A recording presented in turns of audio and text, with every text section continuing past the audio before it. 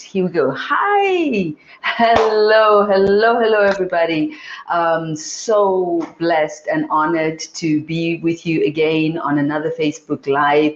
Honored to serve you. And yeah, be on this amazing journey together. So one of the things that I would love to talk about today, as you can see running across the screen, is how to deal with people that trigger you. So we have a lot going on right now out there, and you can be probably feeling a lot of triggering happening, right? So I'm just going to wait a little bit until a few more people jumping on this call. I can see loads of people joining me. Thank you so much. Let me introduce myself a little bit before I step deep dive into this amazing topic, which I think is so important right now.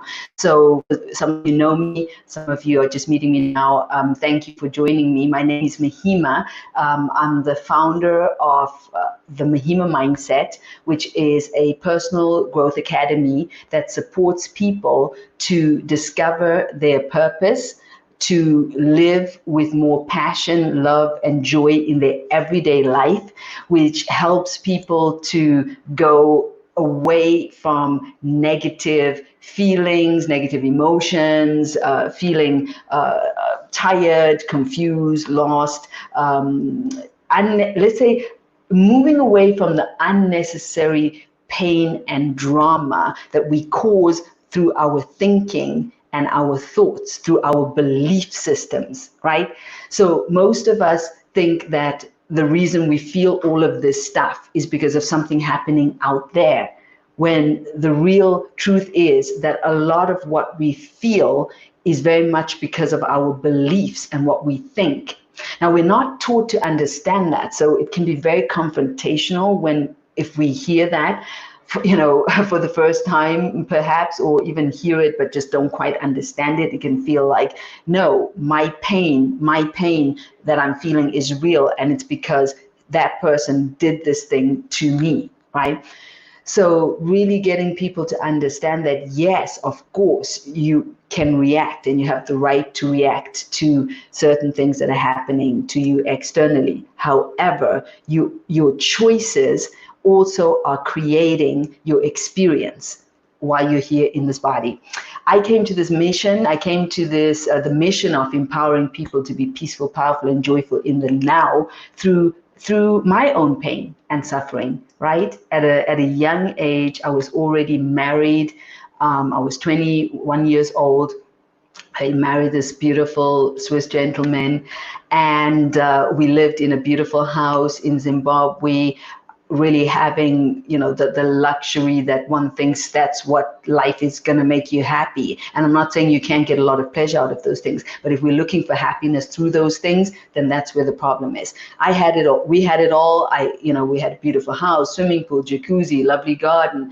I was doing my career back then as a model in Zimbabwe, and I was also running a modeling agency already from a young age. I was pretty successful for somebody that age. I had a lot of success in my life. What I didn't know is that external things do not make you feel better. Yeah, you can have everything and still feel like something's missing in your life, still feel sad, still feel confused, still feel lost. So I had the great fortune to have at an early age the validation that nothing you can have can give you the joy, the peace, and the love you're looking for. That needs to come from the internal game that we're playing with ourselves. You can call it a spiritual game. You can call it a personal growth game. You can call it a unleash your potential game. But that's what's going to give you stability in your life. So at 22 years old, I found myself divorced because, obviously I didn't know how to have fun. I didn't know how to enjoy myself. Even with all of that I had, I was plagued by my negative belief systems. I was constantly feeling and thinking about feeling bad and thinking about what I didn't have, what was wrong with me. I was very focused on, the things, negative things, the things that were wrong in my life, right? So most of us live in this state until we have an awakening, until boom, we meet somebody and that changes our lives. We meet a community of people. Something happens to bring us to, oh my God, I've been living in a one-roomed, I've been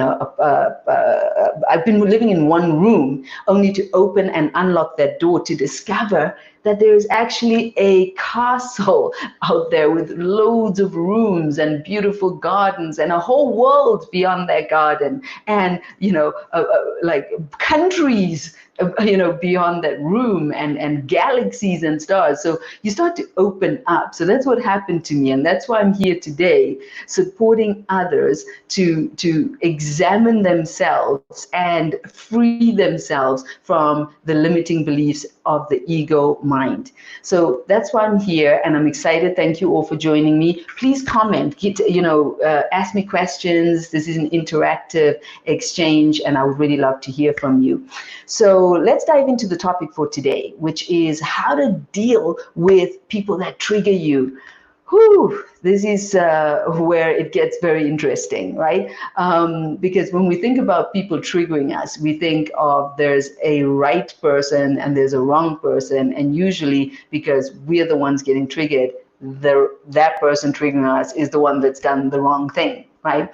So I want to share 3 things around this topic of how to deal with people that are triggering you. So let's dive straight into it. The first one is you want to acknowledge that the trigger is inside of you. So from a young age, so all of us have things that have happened to us, our own personal story, the thing that makes us unique.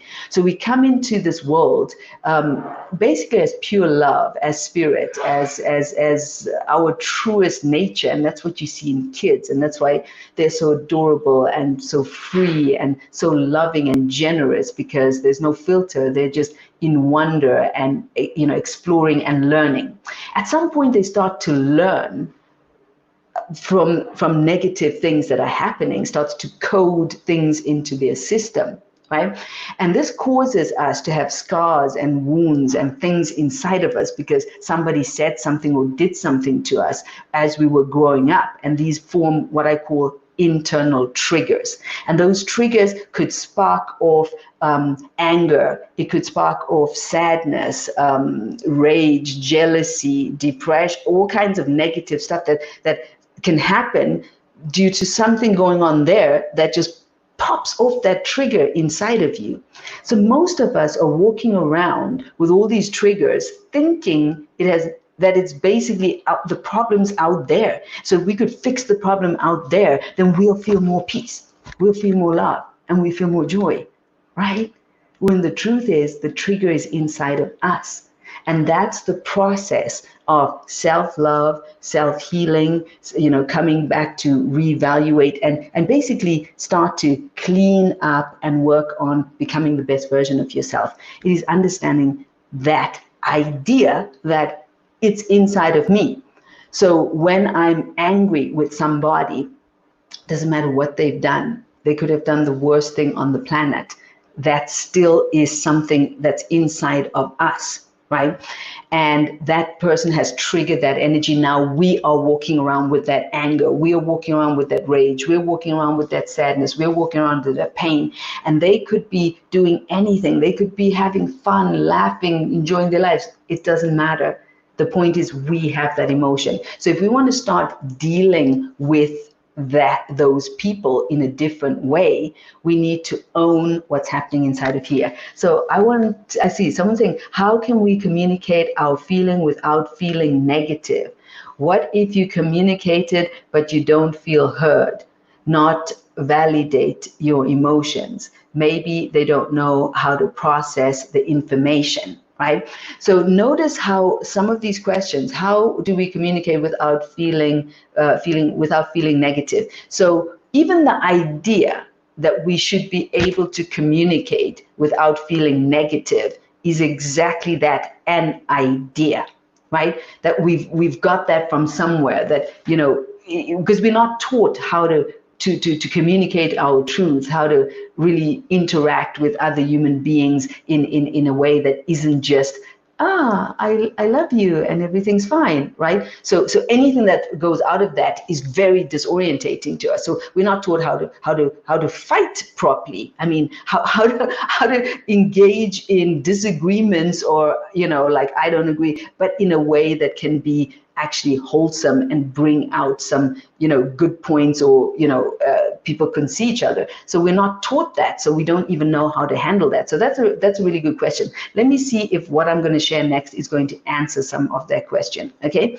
so the second thing you have to do is decide if you want to work on that relationship or not.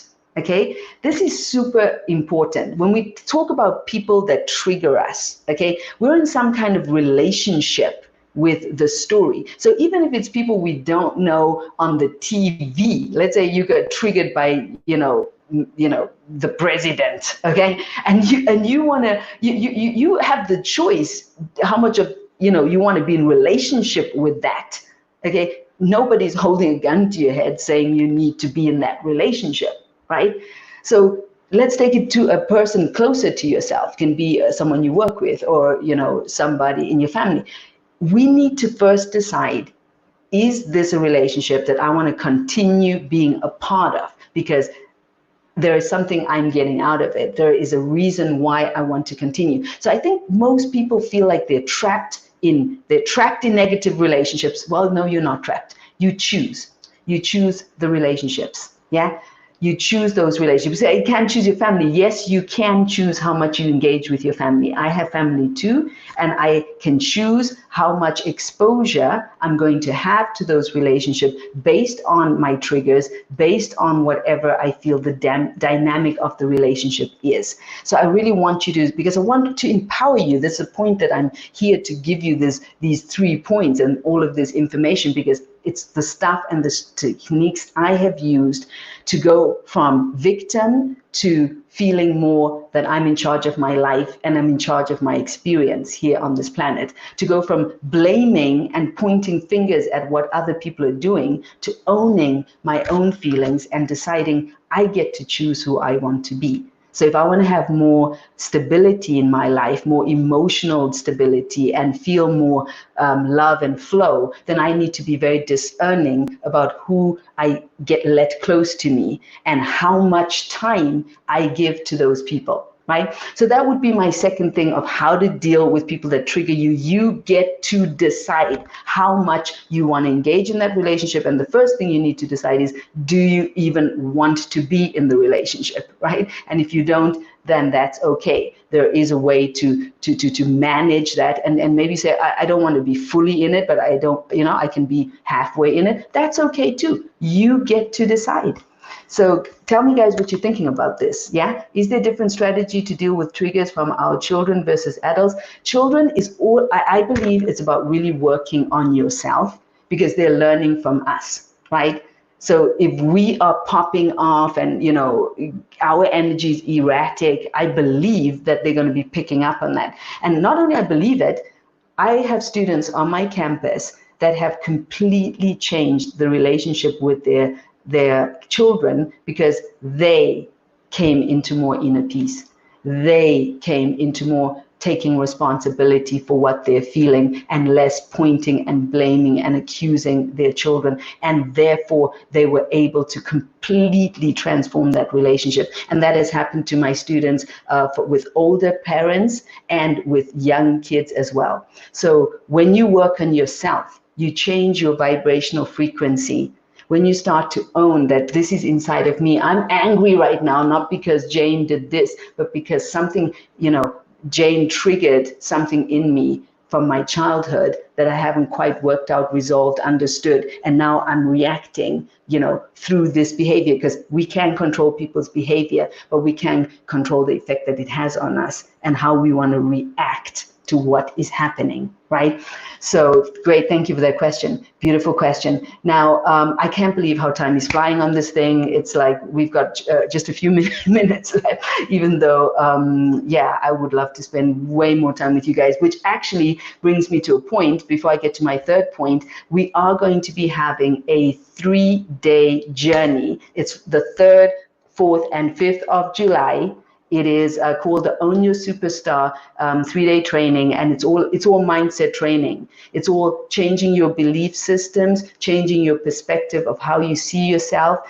It's going from confusion to clarity, from feeling weak to strong. The results people get from this continue to blow myself and the team's mind as well, because if you focus for 3 whole days on hacking your own system to remove some negative beliefs, to become aware of, why do I respond the way I do? Why do I see the world the way I do, right? It's amazing what can happen. So for any of you that may be potentially thinking, I love what this is about, I want to do more, check it out. There's a link, Alia, my personal assistant, just posted in the chat, and you can go ahead and click on that link to come and join us on these 3-day events, yeah? So let me move on. The last thing about dealing with triggers is you want to send the people love and compassion. Yes, okay. So when you're feeling super duper triggered and you want to work on your relationship with those people that are triggering you, we want to get into a state of grace, into a state of compassion, a place where we understand that we are flawed and not perfect. And so is the world, and so is everyone else in the world. And so what people do is based on their level of knowledge about self, right? So when we see people acting up in ways that we don't understand, or that make us feel rage, or that make us feel, whatever we feel, make us feel triggered, it is because that's what they've been taught. Okay, let's go back to that child analogy. You come into this world as pure essence, as pure love, as pure consciousness, yeah, able to give so much joy and it's just spontaneous, and you live in the moment, and you're free, and you're intuitive, and you're full of beauty. And then you go into the school system, whatever school system that is, whether you go to Italy, India, Africa, whatever, you start getting, conditioned. Also, your cultural conditioning starts to influence you, how your parents interact with each other, and what happens all starts to be a part of your influence, right? So we are not separate from others. We're humans. We're all the same. We're all the same. Our story's different. I'm unique. My name's Mahima. Nobody can be Mahima. Nobody can have my story, right? So that's what makes me unique. But outside of my story, our soul, our spirit, our essence is the same. And we share that same essence with trees, with plants, with the stars, with everything. So once we start understanding who we really are, we can show up with more compassion and with more love to all the people, even the people that are misbehaving according to our rule book, according to what we think is right or wrong. Even those people that trigger us, and we like getting that trigger, we can go, this is another human being just struggling on his way. So that's what I want to please appeal to you all. The world needs your brilliance. The world needs your beauty. The world needs your sparkle. And start by giving yourself compassion. Yeah, giving yourself compassion enough to understand that the triggers that are triggering you are not out there. It's all in here. We want to be the change that we see in the world, right? So let me see. What do you guys saying? I want to interact, and I see some questions here. Okay.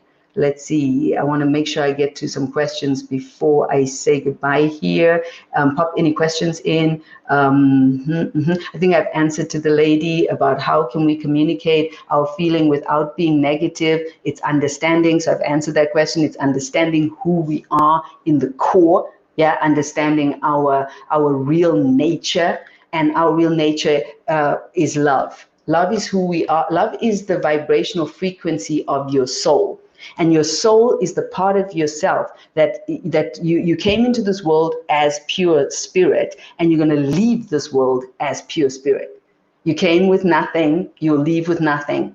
What you came with is your essence. What your essence is that ability to love. Now, when I say these type of things, if you've never had the experience of being fully connected to your soul, it may sound just like some sexy words, right? But I guess if you're listening to this, it's because somewhere inside you, you want a deeper dive and understand more about this, right? I want to encourage you to spend this time that the world is changing yourself even more, right? By taking the stop, everything stopped. We were all forced to examine ourselves. Yeah, there was no more escaping. Before we could escape here, shopping, holidays, this, that, right? And now that's all that was all taken away for a moment so we can come back to this essence. So let's use this time productively to just keep on deep diving into your soul. This is what the Mihima mindset is all about. And, we've already touched many people's lives, thousands of people's lives already with this message. And please spread this message out in the world. How to deal with people that trigger you. Number one, acknowledge that the trigger is inside of you, and then you can start to own and work with healing yourself. The second thing is decide if you want to work on that relationship or not. You get to choose how much engagement you have in any relationship, and any relationship can be transformed if you transform yourself, right? And lastly, send love and compassion to the people that trigger you, because they are just a mirror of you, and you want love and compassion. So we need to learn how to send that out into the world. And I mean, in your daily practice, just close your eyes and literally feel your heart opening and just send acceptance and peace to those people. So that's it, folks. It's been amazing to spend this time with you. I can't wait to spend more time with you. I'm going to be here tomorrow at the same time, talking about how to know what your soul wants. How to know what your soul wants. Yeah, we can get very much into not understanding the difference between the voice of our mind, ego, and the voice of our soul, spirit, right? So I want to just give you 3 very simple tips on how you can better listen to make that distinction. So join me for that tomorrow. And if you want really more of this, we don't have many spots left for the 3-day event. So you want to just click that button and join me for 3 whole days of hacking your system so you can rock it in the world and be the change the world needs. Love you all. Thank you so much for joining me. Bye, guys. See you tomorrow. I'm excited. Thank you. Bye. Bye.